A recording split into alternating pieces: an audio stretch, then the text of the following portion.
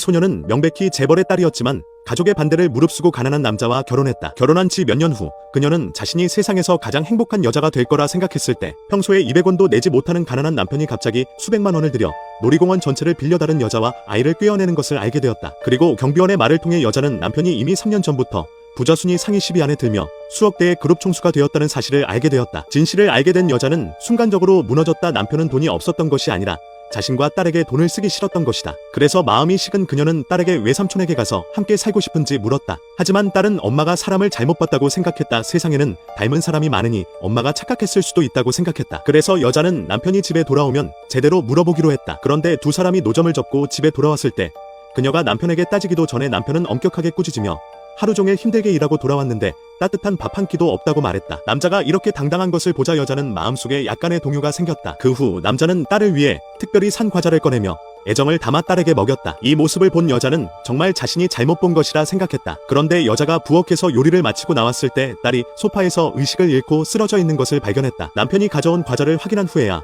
그 안에 딸이 어릴 때부터 알레르기가 있는 땅콩이 들어있다는 것을 알게 되었다. 그녀는 급히 남편에게 딸을 병원에 데려가 달라고 했다. 하지만 남편은 미확인 전화를 받고는 급한 일이 있다며 서둘러 집을 나갔다. 여자는 혼자 딸을 데리고 병원에 갔다. 그리고 의사에게 딸을 살려달라고 부탁하던 중 뒤에서 누군가에게 밀려 넘어졌다. 그녀는 급히 딸이 다친 게 없는지 물었다. 그런데 딸은 아빠가 다른 아이를 안고 병원에 온 것을 보고 그 자리에서 기절해버렸다. 그제야 여자는 오늘 놀이공원 밖에서 본 사람이 바로 자신의 남편이었다는 것을 깨달았다. 이어서 마음이 식은 여자는 혼자 딸을 구조실로 데려갔다. 딸이 생명의 위험에서 벗어날 때까지 남편은 끝내 모습을 드러내지 않았다. 심지어 8,000원의 입원비를 마련하지 못한 가난한 여자는 남편에게 전화를 걸었지만 끝내 연결되지 않았다. 그리고 그녀가 어떻게 해야 할지 몰라 하던 중에 조롱거리 같은 장면을 목격하게 되었다. 그 순간 남편은 사실 밖에 있었지만 다른 여자가 죽을 먹을 수 있도록 줄을 서서 사러 간 것이었다. 이제야 여자는 딸의 목숨이 한 그릇의 죽보다 못하다는 것을 깨달았다. 그리고 그때 딸도 남자에게 완전히 실망하여 엄마와 함께 생일이 지나면 외삼촌에게 가서 살기로 했다. 사실 딸은 자신이 야생아가 아니라는 것을 증명하기 위해